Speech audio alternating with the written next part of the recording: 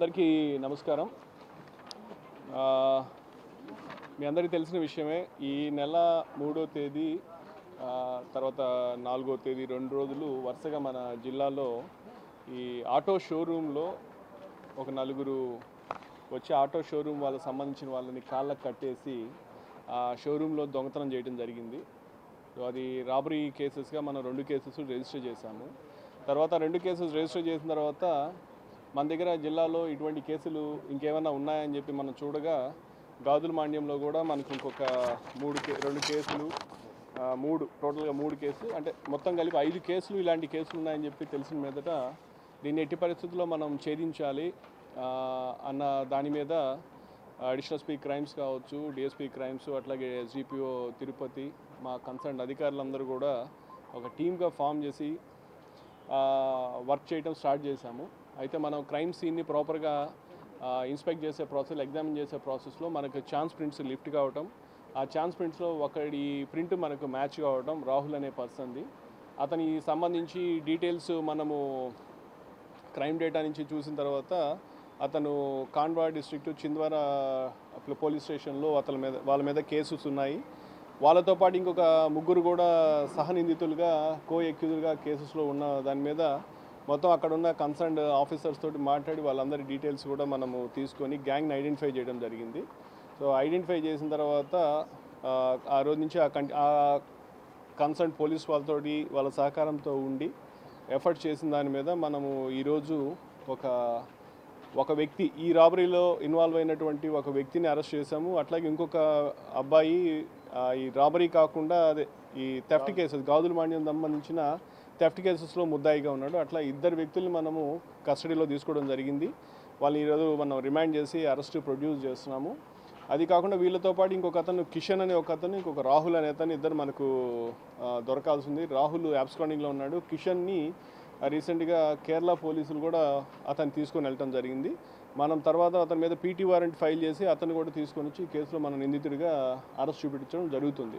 So ఈ ప్రాసెస్లో మొత్తము మనకు లాస్ అయిన ప్రాపర్టీ దాదాపు 9 లక్షల దాకా ప్రాపర్టీ లాస్ అయితే మనకు 1,20,000-50,000 దాకా మనం రికవర్ చేయగలిగాం. రికవరీ పెద్ద లేనప్పటికీ బట్ ఇంటర్ స్టేట్కి సంబంధించిన క్రిమినల్స్ని మనం పట్టుకోవడం జరిగింది. వీళ్ళు యాక్చువల్గా అయితే ఈ కాండ్వా డిస్ట్రిక్ట్ సంబంధించిన వాళ్ళు వీళ్ళని కిల్లోడ్ గ్యాంగ్ అని అంటారనమాట. కిల్లోడ్, KILLOD. వీళ్ళంతా కూడా బాగా యాక్టివ్ గ్యాంగ్స్. వీళ్ళందరూ కూడా మన ఏపీలోనే కాదు, వీళ్ళు వెస్ట్ బెంగాల్, తర్వాత జార్ఖండ్, ఒరిస్సా, ఏపీ, తర్వాత కేరళ, ఇట్లా పలు రాష్ట్రాల్లో వీళ్ళు దొంగతనాలు చేస్తూ ఉన్నారు. సో కాబట్టి ఇంత ఛాలెంజింగ్ కేసుని మన ఆఫీసర్స్ అందరూ, తర్వాత టీం అందరూ కూడా చాలా ఎఫర్ట్స్ పెట్టి దాన్ని ఈరోజు డిటెక్ట్ చేయడం జరిగింది. కాబట్టి వాళ్ళందరికీ కూడా ఇక్కడ ఉన్నటువంటి ప్రతి ఆఫీసర్కి కూడా నా ప్రత్యేకమైన అభినందనలు తెలియజేస్తున్నాను. అట్లాగే ఇంకా మిగతా ఎవరినైతే మనం చేయాల్సిన వాళ్ళ గురించి కూడా ఎఫర్ట్ చేస్తున్నాం, వాళ్ళు కూడా త్వరలో మనం పట్టుకోవడం జరుగుతుంది. కరెక్ట్. ఈ కేసులో మనకు 4 నిందితులు. మనకు మంగళ్ సింగ్, కిషన్, రాహుల్, దెన్ అక్షయ అనేవాళ్ళు 4 మనకు దీంట్లో ముద్దాయిలు. ప్రస్తుతానికి మన దగ్గర మంగళ్ సింగ్ ఉన్నాడు, రాహుల్ దొరకాల్సింది, కిషన్ సింగ్నేమో కేరళ వాళ్ళు తీసుకెళ్లారు. ఇక అక్షయాన్ని మనం పట్టుకోవాల్సింది. అట్లా చేశారు, కేరళలో చేశారు. మనకి కేరళలో ఒక క్రైమ్ నెంబరు 947/25 త్రిశూర్ సంబంధించి ఒక క్రైమ్ ఉంది. అట్లాగే మధ్యప్రదేశ్లోనే క్రైమ్ నెంబర్ 413/22 అని చెప్పి అదొక కేసు ఉంది. వీళ్ళ మీద ప్రస్తుతానికి మన క్రైమ్ రికార్డ్ ప్రకారం 2 కేసులు ఉన్నాయి. ఇప్పుడు వీళ్ళు ఎక్కడెక్కడైతే వీళ్ళంతా తిరిగి వచ్చారో అదంతా కూడా మనం అనలైజ్ చేసి ఆ కన్సర్న్డ్ డిస్ట్రిక్ట్స్, స్టేట్స్తో కూడా మాట్లాడి వాళ్ళ దగ్గర కూడా ఇటువంటి ఏమన్నా క్రైమ్ రిపోర్ట్ అయింది అని చూసి వాళ్ళకు కూడా సమాచారం ఇస్తే అప్పుడు వీళ్ళు ఇంకెక్కడెక్కడైనా కేసెస్లో ఇన్వాల్వ్ అయినారని చెప్పి వీళ్ళ గురించి మరిన్ని విషయాలు తెలిసే అవకాశం ఉంది. సో వీళ్ళంతా అంతర్రాష్ట్ర దొంగలు కాబట్టి మనము మిగతా రాష్ట్రాలతో కూడా కొంచెము వాళ్ళ సహకారంతో వాళ్ళతోటి మనం కొలాబరేట్ అయితేనే వీళ్ళ గురించి మరింత ఇన్ఫర్మేషన్ తెలిసే అవకాశం ఉంది. వాళ్ళు ఆ గ్యాంగ్ సెపరేట్, ఇది వేరే సెపరేట్. వీళ్ళంతా కూడా ఎక్కువ ఈ షోరూమ్స్లో అఫెన్సెస్ చేసే గ్యాంగు.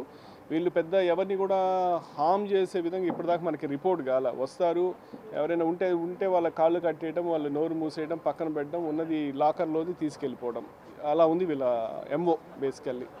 సో అది పరిస్థితి. మనకు ఖచ్చితంగా ఉంది. మనము ఇప్పుడు అవుట్ సైడర్స్ అన్న వాళ్ళ మీద యాక్చువల్గా రీసెంట్గా కూడా చీఫ్ ఆఫీస్ ఇన్స్ట్రక్షన్స్ మీద కూడా మనము బయట నుంచి లేబర్ ఎవరైతే ఉంటారో వాళ్ళు ఎక్కడెక్కడ వర్క్ చేస్తున్నారో వాళ్ళకి సంబంధించిన అందరి డీటెయిల్స్ కలెక్ట్ చేయడం జరుగుతూ ఉంది. చేసాము. వాళ్ళ మీద నిఘా ఎలా ఉంచుతున్నామంటే ఈ మధ్య మన కాలంలో చూసినట్లయితే అందరిది కూడా live scanners.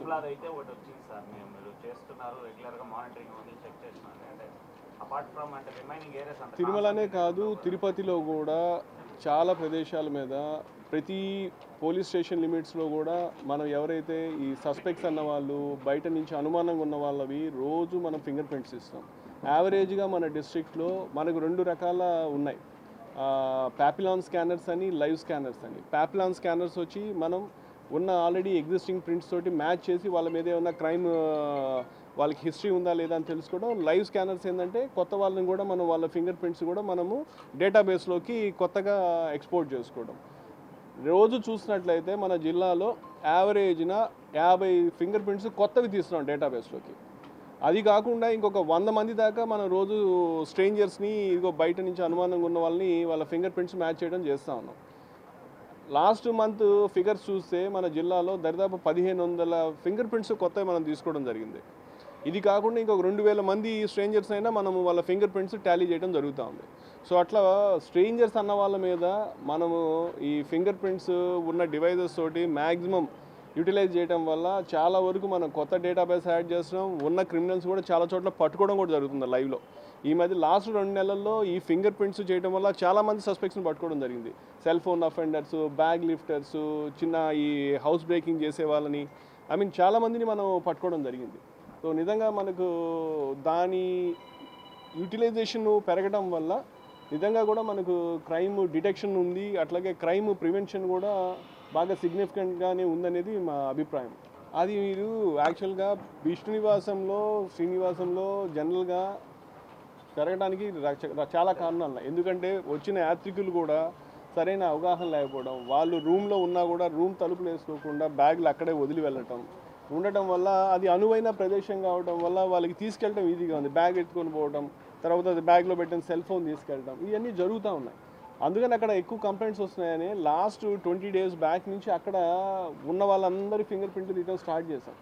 You won't believe, last 20 daysలోనే దాదాపు 15 నుంచి 20 మంది దాకా మేము ఈ సెల్ ఫోన్ అఫెండర్స్ని, బ్యాగ్ లిఫ్టర్స్ని పట్టుకోవడం జరిగింది. ఇప్పుడు ఎక్కువ మందిని పట్టుకుంటునేసరికి రిపీటెడ్గా అవుతున్నాయన్న ఒక భావన మనకు కలుగుతుంది. అఫ్కోర్స్ జరుగుతున్నాయి, కానీ మనం కూడా అదేవిధంగా ఈ ఎక్సర్సైజ్ చేయడం వల్ల చాలామంది అఫెండర్స్ని పట్టుకుంటున్నాం. ఇప్పుడు నిజానికి మా పోలీస్ స్టేషన్కి వచ్చి విష్ణునివాసంలో బ్యాగ్ పోయింది, సెల్ ఫోన్ పోయిందన్న వచ్చే కంప్లైంట్స్ చాలా తగ్గాయి. సో ఇది ఇట్లాగే కంటిన్యూ చేస్తాం. ఖచ్చితంగా రానున్న రోజుల్లో ఇంకా క్రైమ్ తగ్గించడానికి సాయశక్తిలో ప్రయత్నం చేస్తాం.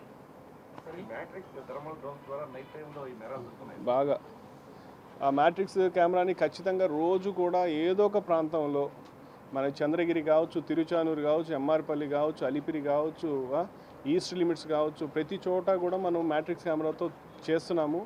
నైట్ చాలా సందర్భాల్లో కూడా ఎక్కడో సెక్లూడెడ్గా ఉన్న చోట కూడా కూర్చొని తాగేవాళ్ళు. మొన్న ఇందిరా ప్రియదర్శిని మార్కెట్లో అది ఒక ఇష్యూ వచ్చింది. ఇమీడియట్గా నేను వెళ్ళి విచారించడం జరిగింది. ఆ రోజు కూడా మార్కెట్ మీద 2 రోజులుగా ఫ్లై చేశాము. కరెక్ట్గా ఆ రోజు ఒక 3 వ్యక్తులు పైన కూర్చొని ఎక్కడో టెర్రస్ మీద కూర్చొని తాగుతుంటే వాళ్ళని కూడా పట్టుకోవడం జరిగింది. సో నిజంగా ఈ డ్రోన్ వల్ల ఏంటంటే రిమోట్ లొకేషన్స్కి, ఎక్కడికైతే పోలీసు అంత త్వరగా పోలేని ప్లేసెస్లోకి మనం డ్రోన్తో త్వరగా వెళ్ళటం వల్ల మనకు కూడా పలానా చోట ఉంటే రెస్పాన్స్ టైం కూడా పెరుగుతుంది. లేకపోతే ఇటు పోతాము, వాడు ఎక్కడో ఉంటాడు, వాడిని పట్టుకుంటామో లేదు గ్యారెంటీ లేదు. డ్రోన్తో మనం మొత్తం అంతా సర్వే చేయడం వల్ల ఎక్కడున్నా కానీ మనకు తెలుస్తుంది. అండ్ మోర్ ఓవర్ వాడు ఎక్కడో చీకట్లో కూర్చుంటాడు, చీకట్లో ఉన్నాం కదా మనకేమి ఇబ్బంది లేదన్న ఒక భయం లేకుండా ఉంటుంది. ఇప్పుడు మనకు డ్రోన్ పోవడం, దానికి స్పాట్ లైట్ ఉండటం, స్పాట్ లైట్ కొట్టడం, దానికి సైరన్ ఉండటం, పబ్లిక్ అడ్రస్ ఉండటం, ఇవన్నీ ఉండటం వల్ల డిఫరెంట్గా ఎక్కడ ఎవరు వస్తారన్న ఒక భయం అయితే ఉంటుంది ఖచ్చితంగా. దానివల్ల మాకు అవుట్స్కట్స్లో కూడా చాలా వరకు న్యూసెన్స్ కొంతవరకు తగ్గిందని మా ఇది ప్రకారం. సో రానున్న రోజులు ఇంకా ఇంటెన్సిఫై చేసి ఇంకా చేయడానికి బాగా చేయడం ప్రయత్నం. ఇవన్నీ కూడా కలెక్టర్ గారు ఆ రోజే చెప్పాను, ఆ రోజు మనకు నాకు చేసిన రోజే చెప్పాను. కలెక్టర్ గారు ఇచ్చిన దాని మీదే మనం ఇవన్నీ కూడా దరిదాపు 150 సోలార్ కెమెరాసు, దరిదాపు 6 డ్రోన్స్ పర్చేజ్ చేశాము. ఇవి కాకుండా ఫ్రీడమ్ ఆయిల్ వాళ్ళు కూడా ఈరోజు వాళ్ళు ఆల్రెడీ జీవకోనకి 125 కెమెరాలు సిఎస్ఆర్ ఫండ్ కింద వాళ్ళు ఇచ్చారు. ఇన్స్టాలేషన్ అయిపోయింది. నెక్స్ట్ వీక్ వెన్స్డే మనం ఇనాగ్రేట్ చేస్తాం. మొత్తం జీవకోన్ అంతా కూడా మొత్తం 125 కెమెరాస్తో లోపలికి ఎగ్జిట్లు, ఎంట్రీస్, ఇంపార్టెంట్ జంక్షన్స్ అన్నీ కవర్ అయిపోయినాయి మనకు. అట్లాగే కాకుండా మీకు తెలిసింది లాస్ట్ టైం కూడా చెప్పాను, సోలార్ కెమెరాస్తో కూడా మనకి ఎక్కడెక్కడ బ్లాక్ స్పాట్స్ ఉన్నాయి అన్ని ఏరియాస్ కూడా కవర్ చేసాం. సో ఇట్లా కంటిన్యూస్గా మనం ఎవరెవరైతే అట్లా సిఎస్ఆర్ కింద కంట్రిబ్యూట్ చేయడానికి వస్తున్నారో వాళ్ళతోటి కొలాబరేట్ చేస్తాం. నిజానికి 5 monthsలో మనం వాళ్ళతో చేసి వాళ్ళు మనకు 125 కెమెరాస్ పెట్టడం అనేది చాలా గొప్ప విషయం. నిజానికి జస్ట్ 4 months నేను వచ్చిన తర్వాత వచ్చారు. వితిన్ 4 monthsలో they have installed 125 cameras, which is a good thing. In fact collector గారు కూడా వచ్చిన తర్వాత ఎన్ని వచ్చాయి టోటల్గా ఇప్పుడు లేదు కదా మొత్తం ఓవరాల్. సో వచ్చిన కలెక్టర్ గారు ఇవ్వటము, తర్వాత బయట సిఎస్ఆర్ నుంచి రావటం, లాట్ ఆఫ్ యాక్టివిటీస్ హ్యాపెనింగ్. దాన్ని ఇంకా కొంచెం ముందుకు ఖచ్చితంగా తీసుకెళ్తాం అట్లా. ఓకేనా? అవును, ఆ డిజిటల్ అరెస్ట్ అయింది, అది డిజిటల్ అరెస్ట్ అఫెన్స్ అది చేయాల్సిందండి. కొంచెం అది ఇన్వెస్టిగేషన్ చేయాలి. నిన్నే కేసు రిజిస్టర్ చేశాము, చూడాలి. ప్రస్తుతానికైతే లీడ్స్ వర్కౌట్ చేయాలి.